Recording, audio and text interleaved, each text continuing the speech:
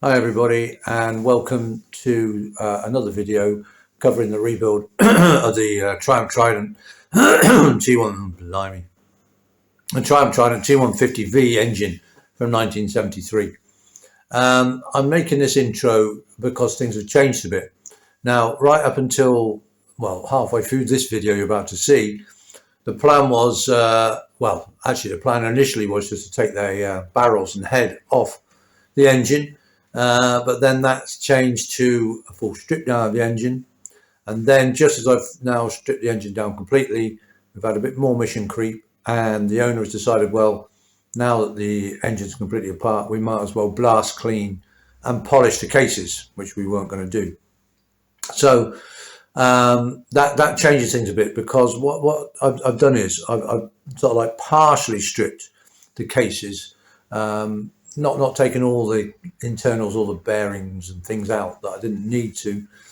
But if you're going to have things blast cleaned and polished, absolutely everything has to be completely stripped, especially blast cleaning, completely stripped.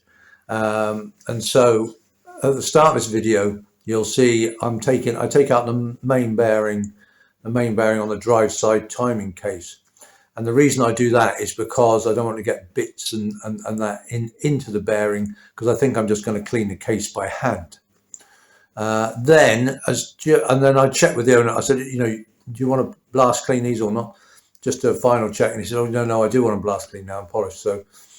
So then that's when things change, and you'll see from then on, I take all the cases and take absolutely everything out of them. And clean all the oil off and get all the gasket off, and completely prep all the cases ready for blast cleaning, or at least phase one of prep, which is to prepare all the cases, get them all clean. There is some more preparation, which will be in the next video, which is to seal up all the oil ways and seal up all the threads, etc., to stop the blast medium, glass beads, etc., getting down and ruining all the threads, which is a nightmare. So anyway, that's why the video sort of changes halfway through, because to start off with, I don't know that we're going to be blast cleaning the cases, and I'm just taking the main bearing out to stop bits of grit getting in. But then I realised it is going to be blast clean, so everything is then completely stripped. Okay, I hope you enjoy the video and find it useful. Right, so just going to take out this drive side main ball bearing race.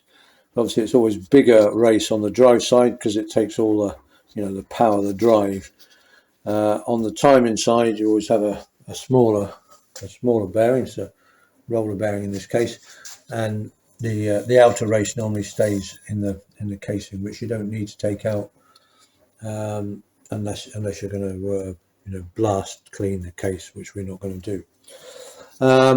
So BSA and so on, they used to use plain bearings on the timing side right up until the end. I think Triumph, always used a ball bearing race on the timing side. Matchless AJS always used to use plain bearings as well. But anyway, they always have a big bearing on this side. This seems to be a good bearing. It's SKF. Was it made in Sweden? So good bearing. So what I'm going to do is, I've got the blowtorch. I'm going to heat the casing up. I'm not putting this in the oven because it's all oily and it will make a right whiff. You can heat cases up if they're clean, but not advisable put them in the oven if they're oily, if you value your marriage.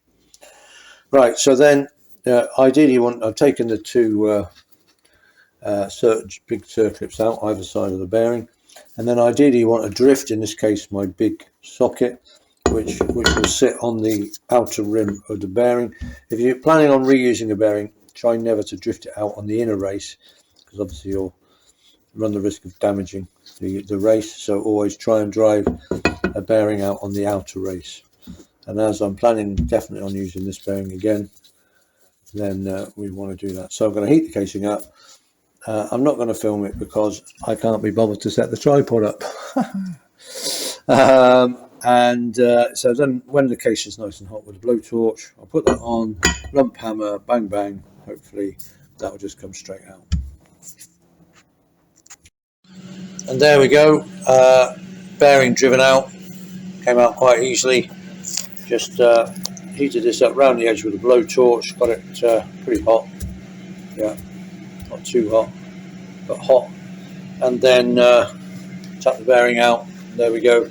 So I'm then going to remove the pressure release valve and the anti-drain valve, and then just clean the case up. We're not going to blast it, but obviously we're just going to clean it up while it's off. You know, just get rid of the worst of the dirt.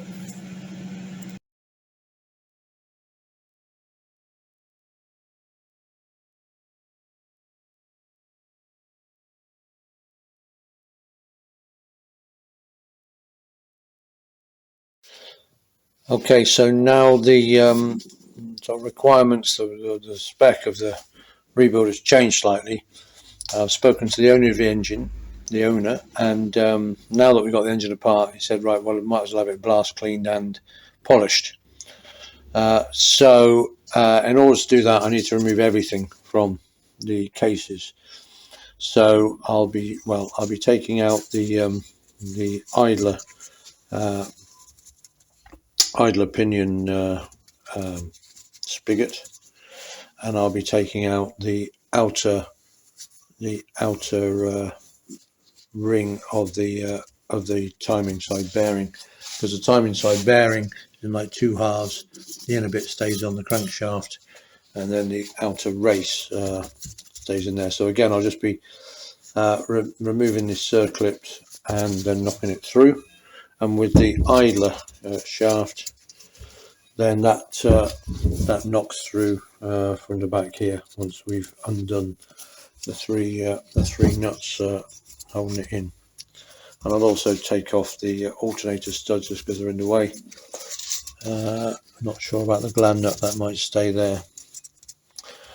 And then I need to take out, after all, I need to take out the race from the main bearing from the gearbox sprocket as well. So I need to get the oil pressure switch off as well. I might leave. Oh no, I need to take that out because it'll just fill. It'll fill that. If you haven't blasted, that stuff just gets absolutely everywhere. I mean, absolutely everywhere. So I'll cover the prep for the blasting a bit later, but the actual final prep, I shall try and seal off as many holes as I can, because it buggers up all the threads and everything. Grip blasting, well, vapor blasting as it's called. Grip blasting, sorry, is something different. Vapor blasting is basically grip blasting but with water, and normally not with glass beads rather than with sand. But the glass beads, which are very abrasive, get everywhere because they're very fine, like, well, they are, I suppose, grains of sand. Yeah, so I'm just going to get on. I'm not going to do it on camera. I'm just going to heat the case up and knock these various bits out, remove them. This one's difficult because you can't get to the back of it, you see, because the casing covers the back of the bearing. So you can't get a drift on the outer race on this metal bit. So when you knock it out, you actually have to knock it out on the rollers itself. Yeah, because they're the only one, you can only get to the rollers. So I'm always a bit worried about damaging the bearing in the act of removing it, but we'll see how we get on. It's a question of finding a socket or whatever that's exactly the right size to fit on those rollers. Yeah, just a quick rider to that. I've remembered I have to take this gland nut off in order to get this alternator stud out, because they foul. Okay, so I will take the gland nut out, and then I can free to get this alternator stud off. Right, we're getting ready now to remove the valves from the cylinder head, which we need to do anyway, but obviously we need to do before we take the head down to be vapor blasted. So we've got 6 valves, and essential for this is the valve compressor. This is an okay one, not the best, not the worst. Okay, we get the valve compressor, and we put the foot of the compressor on the head of the valve, and then the top of the compressor goes on the around the top of the just checking you can see this, yeah, goes around the top of the valve, the head of the valve there, the stem. And then I'm going to tighten up the compressor there.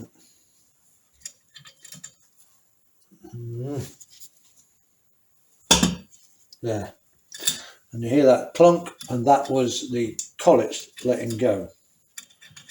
I'm going to do it up a bit more. Right, so hopefully you can see. I'm just checking my camera. There we are. So can you see that? So you can see that there's two collets. There's two collets here. I don't know how well we can see that around the valve stem.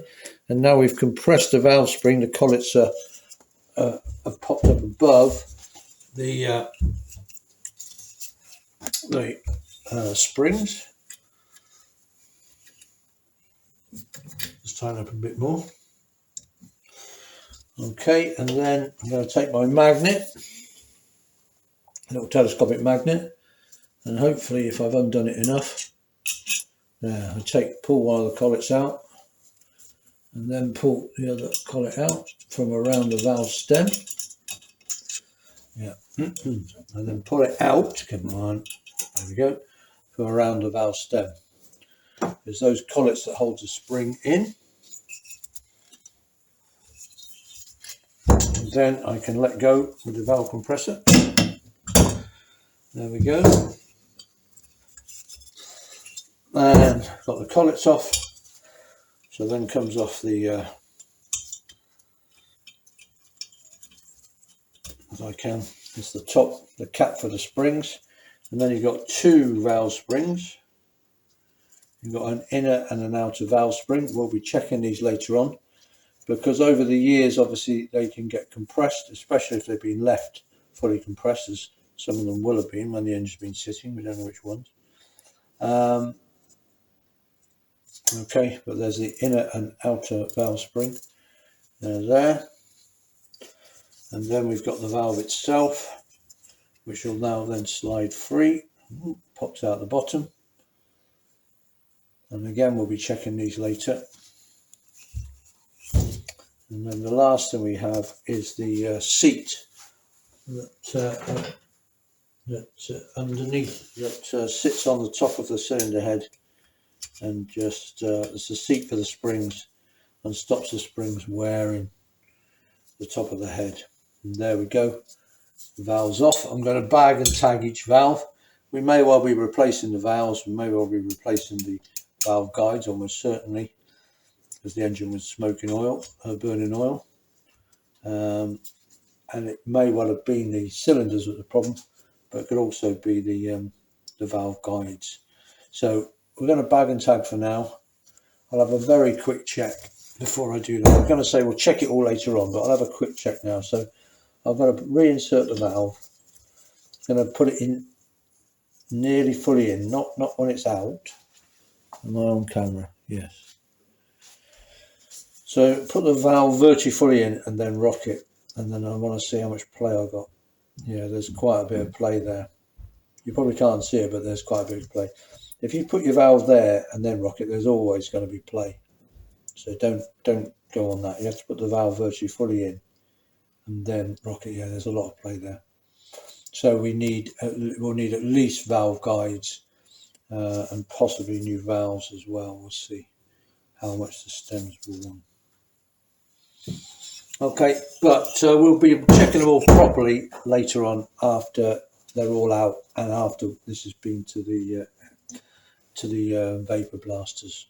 So I'm going to bag and tag that one so I know which valve it is from where. Then we're going to carry on and remove the next 5 valves.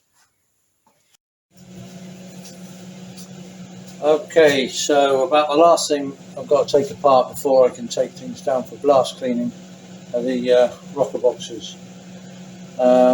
So to use the rocker box shaft, so again I'm going to heat up the various sort of bearing surfaces. I can't think of the word. I can't think of the word. But where the shaft goes through the rocker box, I'm going to heat those areas up, and again, so then we can try and knock the rocker shaft out. From my experience, these are normally in pretty tight, and they're a bit of a bastard to get out, basically. But that's what we're going to have a go. So I'm going to heat it up, and then I'm going to whack the end until we can drive it. It comes out this way. Yeah. I've put a nut on the end of the shaft so I can whack it a bit without damaging the thread on the shaft, hopefully. So I'm going to go off camera. I'm going to go and give it a bit of heat, a lot of heat, and then we'll come back and see if we can get that shaft out. As I say, they're often pretty tight, so it could be a bit of a bum fight. Okay, I've heated it up, especially at this end where it's like sealed in. Let's see if we get any movement. I'm not that optimistic. Oh, look at that, straight out. Good bit of heat, that's what it takes. Good. Then finish it off with a screwdriver. Drift, in this case it would be a screwdriver.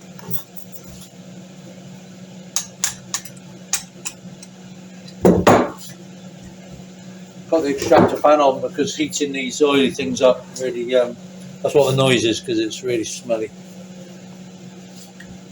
Okay.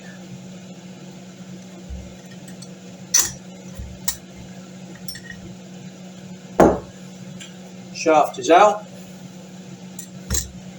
And it's very hot. And we'll take out the actual rockers, which have got plain washers, a mixture of plain washers and Thackeray washers, sprung washers behind them. So I'll take out this end first if I can, because it's cooler. There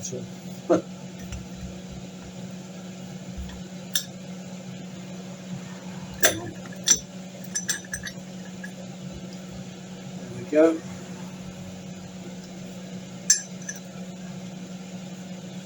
Right, so we've got the Thackeray washer, plain washer. They always run so that the plain washer is against the rocker, and the Thackeray washer is against the casting.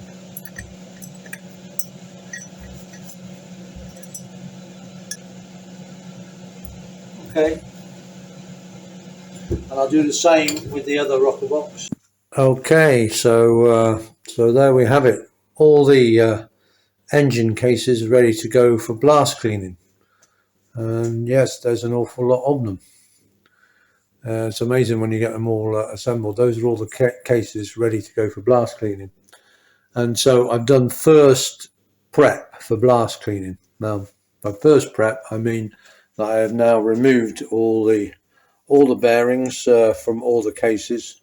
So I've taken out the small roller, needle roller bearing from the back of the gearbox and the main shaft, main bearing out the back there. I've taken the bearing, again the needle roller bearing and the lay shaft bearing out of the inner gearbox casing, and I've taken the butterfly quadrant off. We've now stripped all the rocker boxes, the oil seals out the back of the clutch housing, the bearings out of there. We've taken all the valves, etc., out of the cylinder head. We've taken the clutch main shaft bearing out of the inner primary chain case, etc., etc.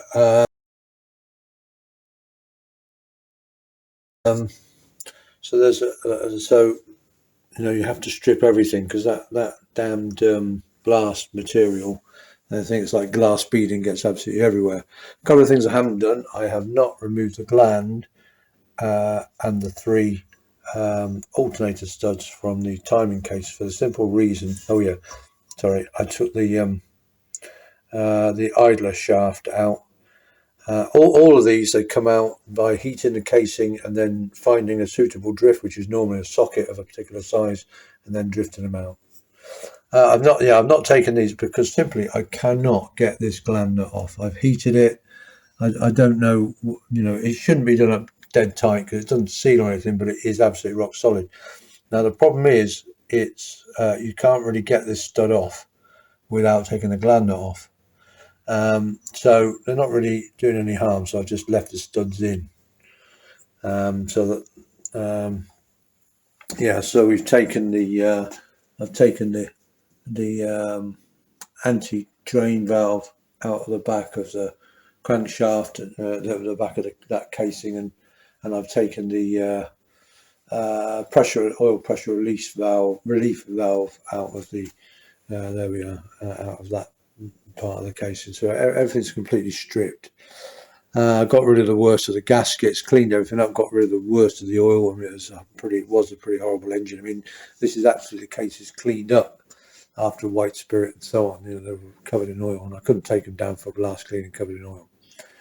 But now I'm about to embark on phase 2 of prep, which is to try and seal up as many of the threads as possible and oilways as I can before taking to blast cleaning, because that stuff's probably going to get in anyway, but the more I can do to stop it getting everywhere, the better, because it really does get absolutely everywhere and makes a total mess of everything.